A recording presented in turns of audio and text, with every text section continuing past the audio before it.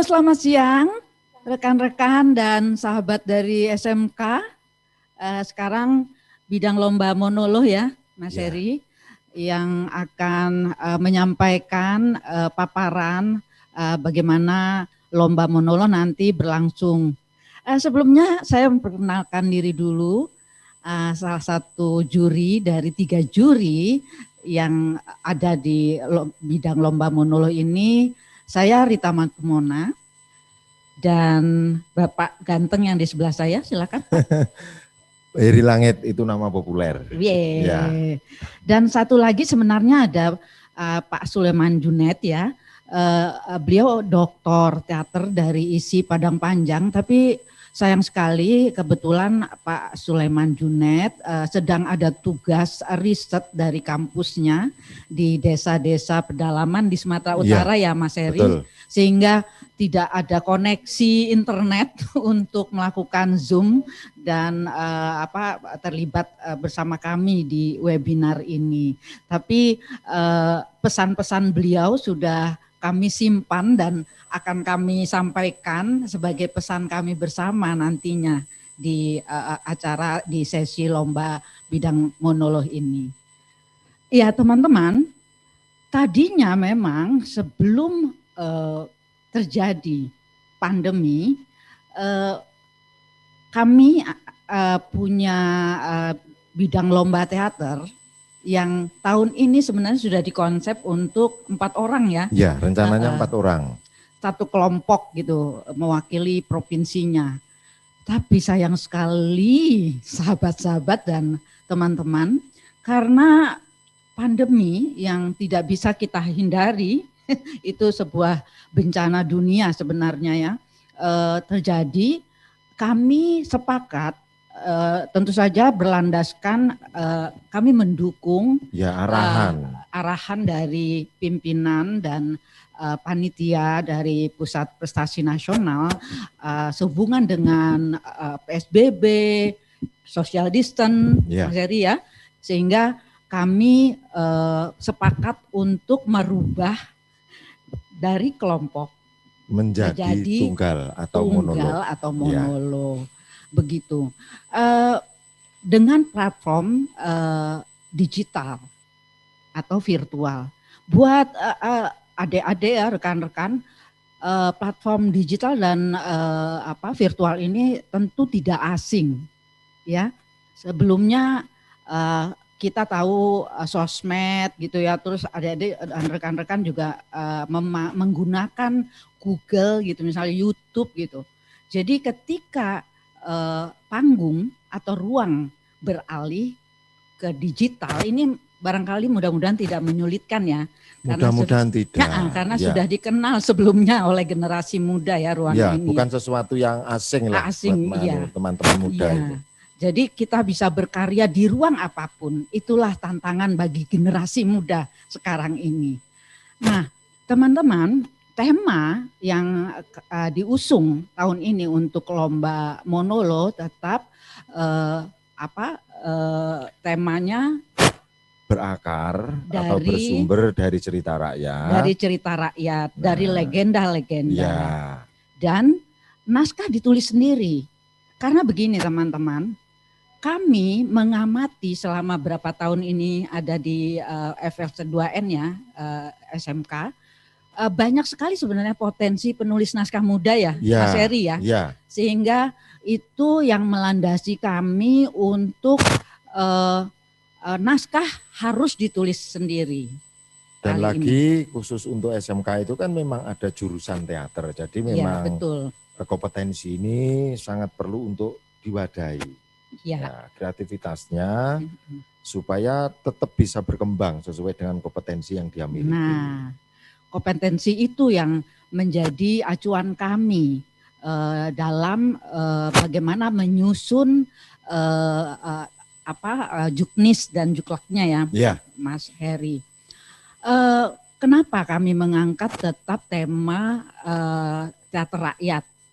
Karena kita kaya sekali dengan cerita-cerita teater rakyat, gak usah cari-cari di luar loh teman-teman.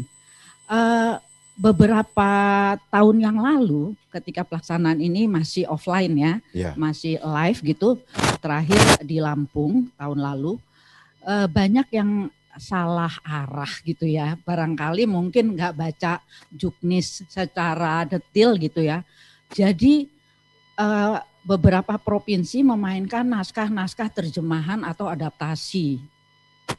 Ya. Nah itu sangat disayangkan sekali bagi kami gitu ya, yang potensi grup itu atau kelompok itu dari provinsi saya tidak akan sebutkan gitu, sebenarnya bagus, tapi karena tidak membaca detail juknis bahwa naskah harus berdasarkan cerita rakyat sendiri, budaya lokal sendiri gitu, malah memakai naskah luar, waduh akhirnya jadi di skip ya Mas. Ya, terus itu juga ada alasan yang sangat mendasar kenapa kita tetap berpijak pada legenda atau mitologi atau cerita rakyat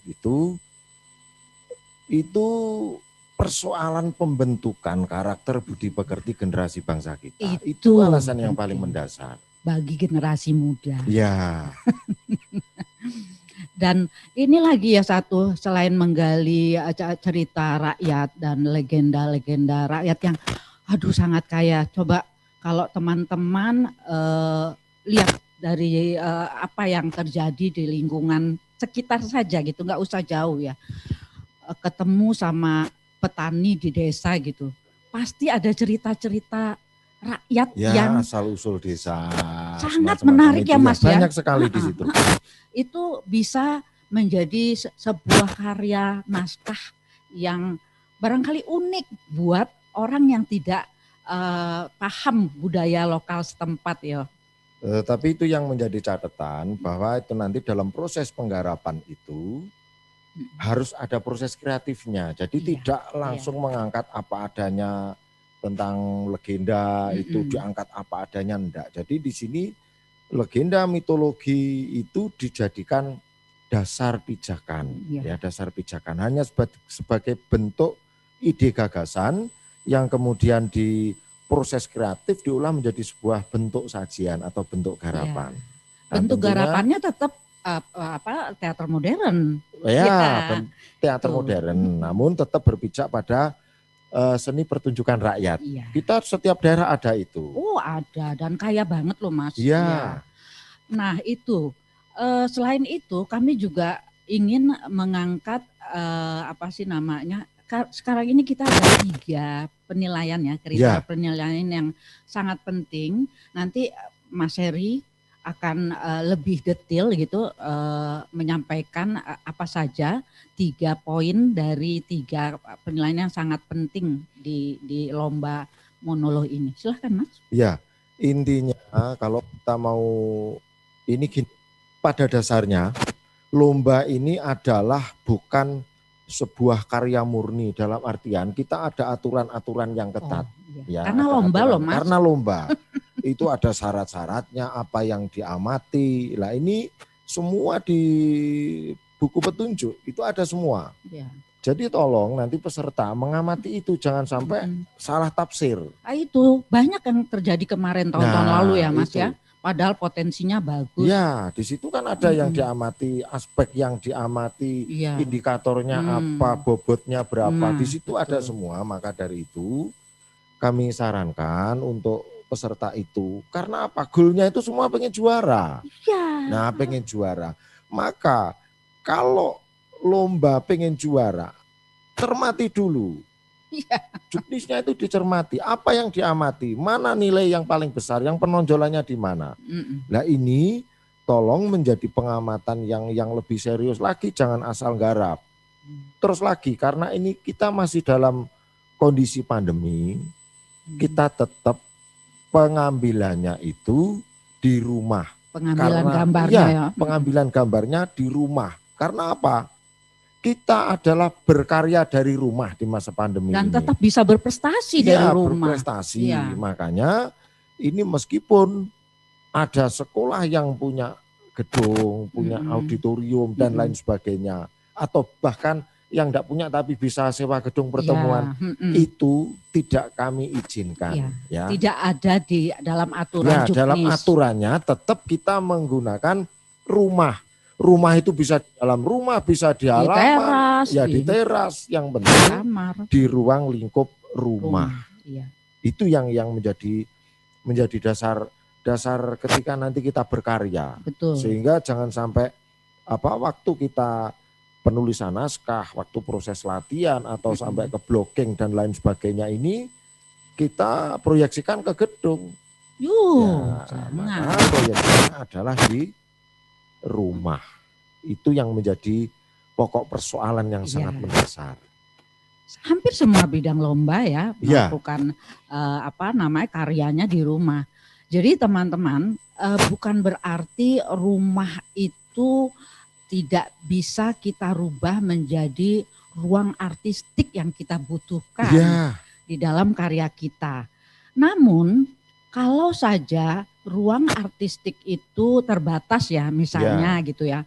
Jadi modal dari orang teater, seniman teater itu sebenarnya sukma, raga, dan ada imajinasi di dalam sukma itu. Imajinasi itu yang harus digali, Thomas. Yang diekspresikan dari imajinasi itu. Dikembangkan imajinasinya bagaimana dari sebuah ruang kamar bisa menjadi misalnya itu ceritanya ada di dalam balairung istana gitu. Tanpa memakai artistik yang dibikin beneran. Yang berlebihan lah. Hanya ada penanda-penanda, misalnya cuma ini kursi, ini dianggap aja ini tahta kerajaan kayak gitu. Penandanya kursi itu sedikit ada ukirannya cukup, nggak perlu bikin tiang. Pernah kan itu?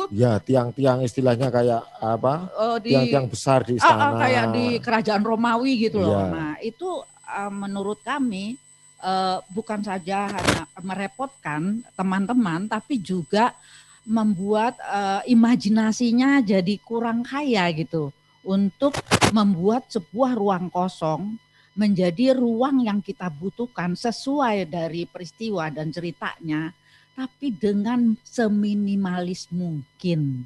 Tapi juga perlu diingat bahwa pengamatan kita ini istilahnya dari sisi artistik rias busana, setting properti, lighting ini tidak jadi bagian atau bukan bagian dari penilaian yang utama. Tapi ini sebagai pendukung dari keaktorannya. Jadi yang diutamakan adalah seni perannya, actingnya. Baru itu bisa dipakai, bisa tidak. Karena kita tetap situasi yang masih COVID-19. Jadi hindari itu. Tetapi bukan berarti terus pemainnya pakai masker, enggak loh. Pemainnya tetap berperan. Namun kita mengurangi persinggungan secara langsung atau berdekatan secara langsung ini yang selalu ditekankan oleh pusat prestasi nasional. Pusat prestasi nasional ini. Karena gini ya Mas, sebenarnya teman-teman boleh mendapatkan bantuan dari guru pembimbing gitu misalnya, atau dari pelatih bisa mendapatkan bantuan itu, misalnya ngeset kamera, ya kan? Karena di Juknis kalau teman-teman membaca detail, kamera diposisikan sehingga bisa menangkap ruang gerak dari teman-teman bermain, itu kan? Posisi kamera itu kan single. Single tidak boleh ada moving kamera. Jadi satu pengambilan itu otomatis harus bisa menjangkau ruang. Dalam artian sejauh mana nanti blockingnya, sejauh mana moving dari pemain, istilahnya ada kesadaran ruang, kesadaran bentuk, ini bagaimana. Itu harus ditangkap oleh kamera. Harus tertangkap oleh kamera. Dan juga ketika nanti pemain itu menghadap belakang atau membelakangi posisi kamera, suara juga harus tertangkap. Ini yang menjadi utama Jadi bukan kita selalu sadar kamera, bukan. Nanti kalau sadar kamera harus selalu menghadap kamera terus, estetikanya gitu, gimana? Ini Jadi ini tetap mengutamakan estetika. Namun penyesuaian karena ini adalah hanya dilihat oleh satu kamera, satu mata kamera, maka kamera itu yang harus menyesuaikan ruang gerak atau blocking dan sebagainya para pemain itu. Betul. Jadi seandainya di dalam blocking nanti kebutuhannya para aktor gitu harus membelakangi atau berjalan mundur gitu, membelakangi kamera, no problem. Enggak masalah. Itu bagian dari blocking yang diciptakan, gitu kan? Ya masuk dalam konsep lah, istilahnya masuk dalam konsep penyutradaraan atau dalam konsep bagaimana dia mengeksplorasi dari seni perannya itu. Enggak masalah, yang penting itu betul-betul adalah sebuah bentuk kesadaran. Ada kesadaran nilai, kesadaran ruang itu, kesadaran bentuk, kesadaran situasi, kan ini akan mungkin justru dengan begitu akan memperkuat actingnya atau memperkuat apa namanya tokoh dari karakternya. Ya tokoh atau apa namanya penghayatannya. Ya betul. Gini, di saya ini sudah berteater sepanjang hidup saya kali ya, termasuk Mas Hairi Langit juga, termasuk Pak Suleman Junet. Kenapa kami masih tetap bertahan gitu sampai saat ini? Karena bagi kami proses itu yang paling utama.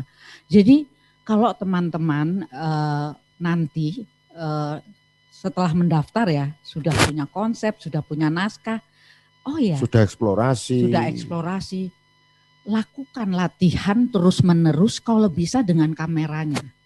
Jadi jangan mendadak gitu, 2 hari mau ngirim video ke kami gitu, baru latihan.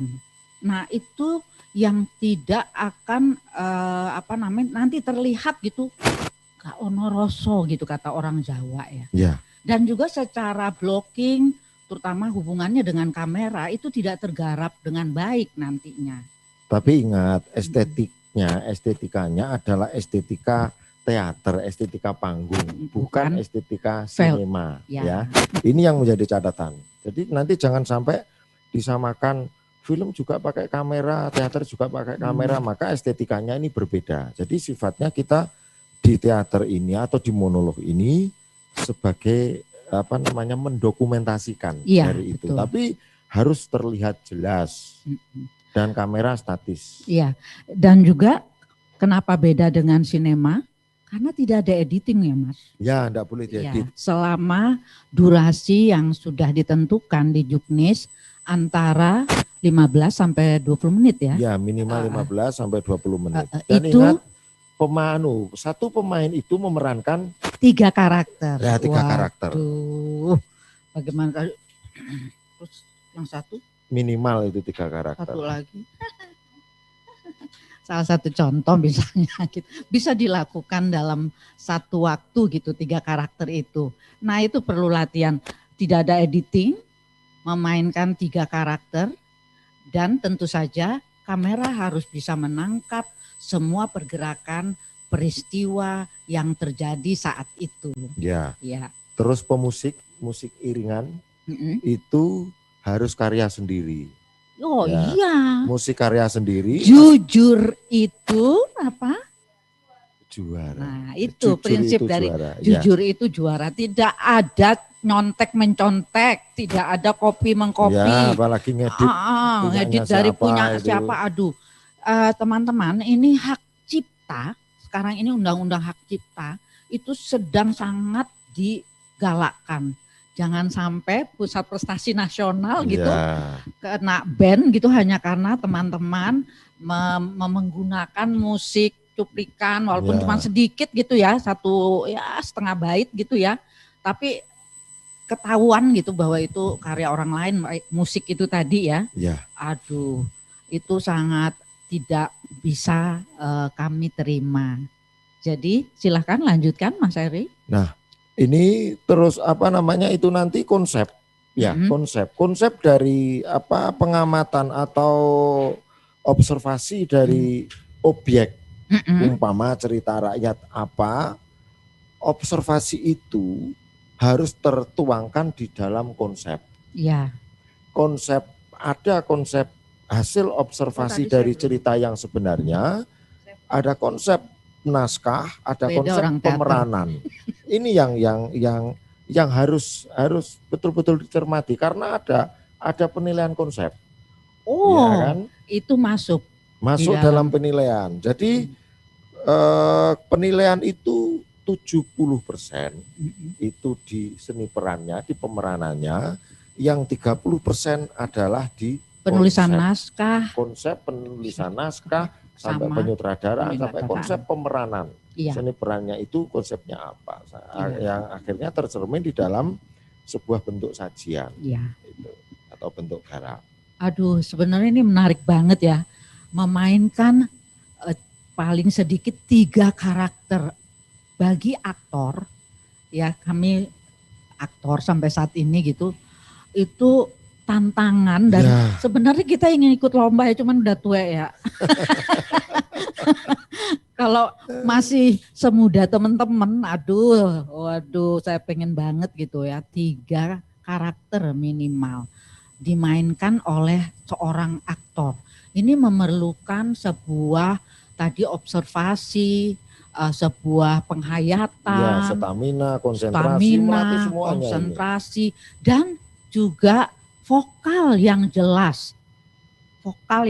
Karena misalnya memainkan 3 karakter, pasti 3 karakter itu berbeda-beda warna suaranya. Ya, misalnya saya pernah mainin Cangik gitu misalnya ya, salah satu tokoh Panakawan di wayang. Cangik itu kan suaranya melengking. Saya harus merubah warna vokal saya, Mas, gitu toh? Iya. Kamu kenapa sih? Itu bukan warna vokal, tapi karena latihan terus menerus sehingga pita suara saya sudah menjadi longgar, terkondisi untuk bisa merubah warna suara untuk menguatkan karakter dari peranan yang kita mainkan. Mungkin informasinya ini dulu supaya nanti sisa waktu ini masih bisa untuk tanya jawab supaya teman-teman yang di rumah ini bisa. Iya, karena lebih penting kita komunikasi ya dengan tanya jawab ini. Baik, Sobat Prestasi, terima kasih kepada Ibu Rita dan Bapak Heri untuk informasinya. Untuk Sobat Prestasi, ini sesi tanya jawab sudah dibuka. Ada pertanyaan Ibu, Bapak dari SMK Negeri 13 Jakarta. Pertanyaannya adalah apakah teater monolog dibagi menjadi 2 untuk lombanya sekolah seni dan sekolah non seni atau digabung bersama? Kemudian apakah harus benar dipertunjukkan atau dipentaskan di rumah? Kalau ada kondisi rumah tidak memungkinkan, itu bagaimana? Dan apakah boleh jika hanya di sekolah tetapi tetap mempertahankan protokol kesehatan COVID-19? Silakan Ibu, Bapak. Nanti yang sekolah Mas Heri yang jawab ya. Jadi gini, sekarang ini tidak ada lagi pembagian SMK seni dan non seni. Jadi karena konsep lomba berubah, jadi kami pun merubah dari juknisnya ya. Jadi SMK seni dan SMK non seni bisa berlomba bersama tanpa dibeda-bedakan, ya. Tidak ada lagi, itu sudah ada di juknis sebenarnya, tapi saya ulang kembali, tidak ada perbedaan SMK seni dan SMK non seni. Ya, untuk pengambilannya, kalau memang rumah tidak memungkinkan, ini dalam artian tidak harus rumahnya sendiri. Ya, tidak harus rumahnya sendiri. Rumah tantunya, rumahnya tetangganya boleh, rumahnya omnya boleh. Yang penting itu masih di ruang lingkup rumah siapapun, yang penting izin ya. Yang penting izin. Dalam artian syukur kalau rumah itu sudah sesuai dengan kebutuhan artistiknya, ya. Otomatis ini tidak akan terlalu menyulitkan atau bahkan bisa mendukung saat pengekspresian karakter itu atau cerita itu. Mungkin ini. Ya, tadi Mas Heri sudah menyampaikan, yang mungkin baru menyimak bahwa kami hanya berdasarkan juknis ruang tempat teman-teman berkarya di rumah, berprestasi di rumah. Pengertian di rumah, diulang lagi, bisa saja tidak di rumah sendiri, rumah keluarga kita yang lain ya, itu. Jadi kalau tidak, kami akan merubah juknis dan 3 bulan lagi baru selesai. Iya, tidak jadi lomba. Gitu. Baik, itu tadi sudah terjawab ya. Oke, terima kasih Ibu Rita dan Bapak Heri. Nah, itu Sobat Prestasi, pertanyaannya sudah dijawab oleh Ibu Rita dan Bapak Heri. Sesi tanya jawab sudah di close. Terima kasih kepada Ibu dan Bapak untuk informasinya. Terima kasih. Terima kasih. Terima kasih banyak.